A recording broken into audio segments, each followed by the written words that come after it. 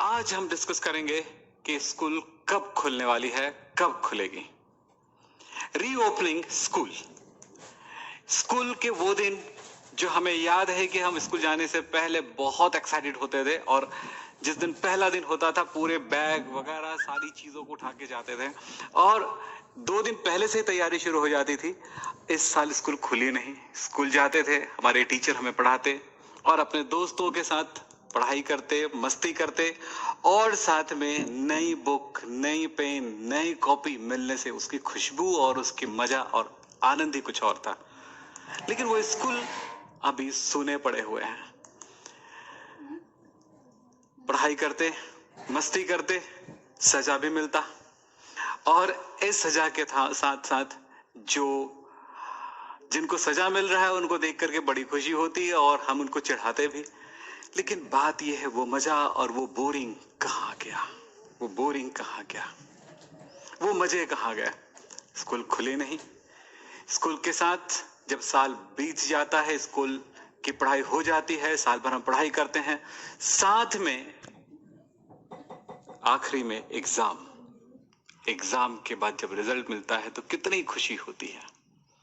दीदी लोगों को देखो, एग्जाम के रिजल्ट आ रहे हैं और वो खुशियां मना रहे हैं। तो अब सवाल आता है कि स्कूल कब खुलेगी। तो मैं थोड़ी बातें करूंगा आपसे यहां से कि अलग अलग गवर्नमेंट, अलग अलग राज्य में स्कूल की रीओपनिंग का टाइमिंग अलग है, क्योंकि वहां की स्थितियां जो है, वहां की परिस्थितियां कोविड-19 की क्या है उनके अनुसार है। तो चलो देखते हैं कि दिल्ली में क्या है पोजीशन।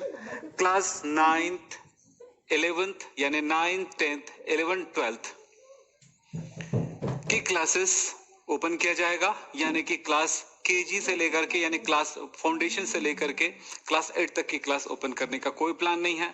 लेकिन अभी टाइमिंग डिक्लेयर नहीं किया गया है। 21 सितंबर से 9वीं से 12वीं तक की क्लास खोलने की प्लान थी, परंतु इसको भी बंद कर दिया गया। अभी ये कहेंगे कि 21 सितंबर से उसे टाल दिया गया, जैसा कि आप सभी जानते हैं। लेकिन यहाँ पर दिल्ली में स्कूल खोलने के 5 अक्टूबर तक बंद रहेगा, ये डिक्लेयर है। ये सारे जो डेटा मैं आपको दे रहा हूं वो एक समाचार के बेस पर है और ये पुख्ता जानकारियों के बेस पर है। तो ये मैंने रिसर्च करके आपके लिए टाइमिंग बता रहा हूं मैं यहाँ पे। अब आगे यहाँ पर डिक्लेयर नहीं किया गया है, डिसाइड नहीं हुआ है कि ये टाइमिंग क्या होगी और कब से खुलने वाली है। साथ में उत्तर प्रदेश में, यूपी में 9वीं और 11वीं और 10वीं और 12वीं का क्लास का टाइमिंग अलग अलग रखा गया है। 10वीं और 12वीं का टाइमिंग रखा गया है 9 से 12 बजे तक और 9th और 11th का रखा गया है 12 से 3 बजे तक। ये 2 टाइमिंग दी गई है और इसको 10 दिनों तक के लिए ओपन करने के लिए ये ट्रायल क्लासेस लगाया जाएगा कि इस स्थिति में क्या होगा, इसकी जानकारी हमें पता चल जाएगी। और स्कूल ओपन होता है तो क्या पेरेंट्स या बच्चे अपने बच्चों को भेजना चाहेंगे, क्या स्टूडेंट स्कूल आएंगे कि नहीं आएंगे, ये भी सारी चीजों को ट्रायल के बेस पर लिया जाएगा। और हो सकता है कोविड-19 की क्या स्थिति उनके बारे में भी जानकारी मिल जाएगी। तो ये 12 अक्टूबर के आसपास खुलेंगे या 12 अक्टूबर का एक टाइमिंग डिसाइड किया गया है, डेट डिसाइड किया गया है। ये है यूपी का सीन। तो आपको समझ में आ गया होगा। 10वीं से 12वीं का एक टाइमिंग दिया गया है 9 से 12 और 9वीं और 11वीं का टाइम दिया गया है 12 से 3। दो पार्ट में 2 शिफ्ट में क्लासेस ली जाएगी। एक साथ बच्चों को नहीं बुलाया जाएगा, जिससे भीड़ नहीं बढ़ेगी। यहाँ पर ध्यान रखिएगा, 10 दिनों के लिए ट्रायल करा जा रहा है और साथ में 12 अक्टूबर को खोलेंगे, ये डिसाइड कर दिया गया है, डिक्लेयर हो चुका है, डिसाइड हो चुका है। अब देखते हैं बिहार और त्रिपुरा की क्या हालचाल है। बिहार, त्रिपुरा और पश्चिम बंगाल की। बिहार में 10th और 12th, 10वीं और 12वीं, ये भी डिसाइड नहीं हुआ है। और बिहार के स्कूल 28 सितंबर से फिर से खुलने वाले हैं। एक बार खुल चुका है, रीओपनिंग होने वाला है और उस टाइम बंद कर दिया गया था, लेकिन अब फिर से एक टाइम दिया गया है 28 सितंबर। तो ये है बिहार का सीन। 9वीं से 12वीं का 9वीं और 11वीं का जो टाइम है वो यानी 2 शिफ्ट में क्लियर करने का ये भी प्लान है जहां तक है, लेकिन अभी तक डिसाइड नहीं हुआ, ये भी ध्यान रखेंगे। और दूसरी बात है, त्रिपुरा में भी वैसे ही कुछ सीन है, डिसाइड नहीं हुआ है टाइमिंग। और पश्चिम बंगाल में भी टाइम डिसाइड नहीं हुआ है। लेकिन यहां पर देखेंगे, हमने कहा बिहार में 28 से और त्रिपुरा में 5 अक्टूबर से फिर से खुलने का प्लान है, यहाँ फैसला किया गया है, पर समय बताएगा कि क्या होने वाला है। साथ में यहाँ पर त्रिपुरा की बात है तो दुर्गा पूजा वहां मनाया जाता है और इस टाइम अक्टूबर में दुर्गा पूजा है, सो वहां पर भीड़ बढ़ने से रोकने के लिए, क्योंकि कोविड-19 को तो चाहिए भीड़, लोगों का संपर्क चाहिए, सो संपर्क तोड़ने के लिए इस टाइम बच्चों को इस खतरे से बचाने के लिए इस टाइम पे स्कूल नहीं खोला जाएगा। उसके बाद नवंबर से स्कूल खोलने की एक डिसाइड किया गया है कि नवंबर से स्कूल खोली जा सकती है। हम चलें, अब क्या करना होगा। स्कूल खुलती है तो किसकी अनुमति जरूरी है। स्कूल खुलने पर आप यहां पर ध्यान रखेंगे, सबके लिए नहीं है, कुछ जो यहां पर ये सोचते हैं, ये 3 बातें मैं आपके सामने रख रहा हूं। पहला है 9वीं से 12वीं तक के स्कूल खोलने की इजाजत दी गई है, पर यहां पर ध्यान रखिएगा कि ये ध्यान रखिएगा स्टैंडर्ड ऑपरेटिंग प्रोसीजर, इसके बेस पर, यानी केंद्र सरकार के स्वास्थ्य मंत्रालय के दिशा निर्देशानुसार ये बातें कही गई है कि 9वीं से 12वीं तक स्कूल खोलने की इजाजत होगी और इसी के अनुसार ये छात्रों पर निर्भर करेगा, स्टूडेंट पर निर्भर करेगा कि वो स्कूल जाना चाहते हैं कि नहीं चाहते हैं। और यदि वो स्कूल जाना चाहते हैं तो उसके माता पिता या उनके अभिभावकों का लिखित में मंजूरी जरूरी है। अगर ऐसा होता है तो स्कूल में वो बच्चा आ सकता है। आगे की बात करें, यहां पर ध्यान देंगे कि स्कूल और छात्र को क्या करना होगा। स्कूल में ध्यान रखेंगे, स्कूल में जब बच्चे आएंगे तो यह ध्यान रखा जाएगा कि बच्चों के बीच में, जैसा कि कहा गया यहां पर, हर एक बच्चों के बीच में लगभग 6 फीट की दूरी होना अनिवार्य है। साथ में यह बोला जाता है कि मास्क लगाना बहुत जरूरी है, मास्क के बगैर किसी को इजाजत नहीं मिलेगा।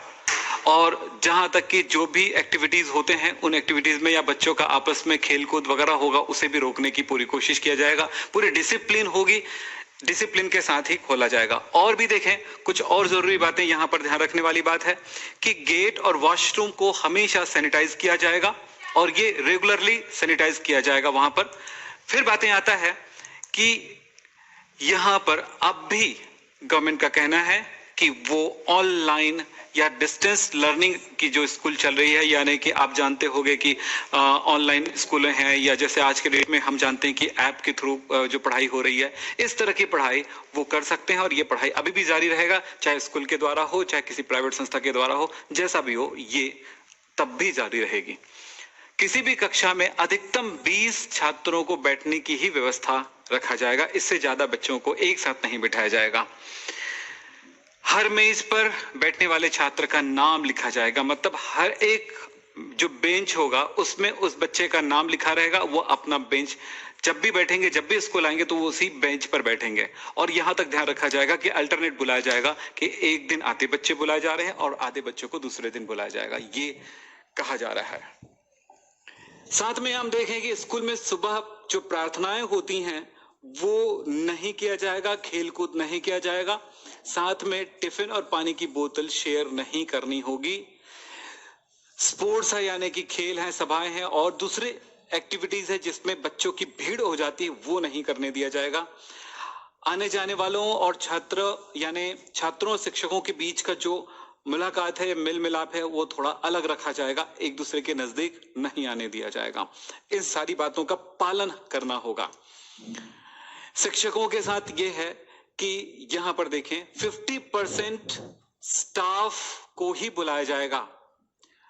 इसमें कौन है, जो टीचिंग वाले और नॉन टीचिंग वाले। अब टीचिंग वाले का आप समझते हो, जो टीचर है वो, और नॉन टीचिंग मतलब जो भी क्लर्क वगैरह और भी जो संस्था में होते हैं स्कूल में, उनको सिर्फ 50% ही बुलाया जाएगा, ये ध्यान रखा जाएगा, ये बहुत जरूरी है। और इमरजेंसी के लिए स्टेट हेल्पलाइन को डिस्प्ले किया जाएगा और स्वास्थ्य अफसरों को यहाँ का नंबर यहाँ पर दिया जाएगा, ताकि वो जरूरत के समय आके अपनी यहाँ की व्यवस्था देख सकें और दूसरी बात है कि ये अपनी समस्याएं उन तक पहुंचा सकें।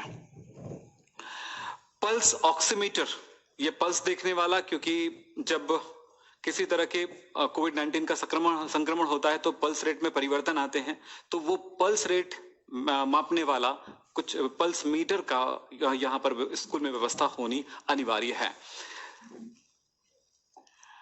अब मैं ये कहूंगा कि लाइक करिएगा। मैं आपको जानकारी देने की कोशिश किया कि मेरे स्टूडेंट्स बार बार पूछ रहे थे कि स्कूल कब से रीओपनिंग होगी, तो मैंने जितनी जानकारियां थी मैंने आपको दिए हैं। और अलग अलग स्टेट का मैंने नाम नहीं लिखा है, उन स्टेट के लिए मैं कहूंगा कि उन स्टेट के जो दिशा निर्देश है और साथ में कब से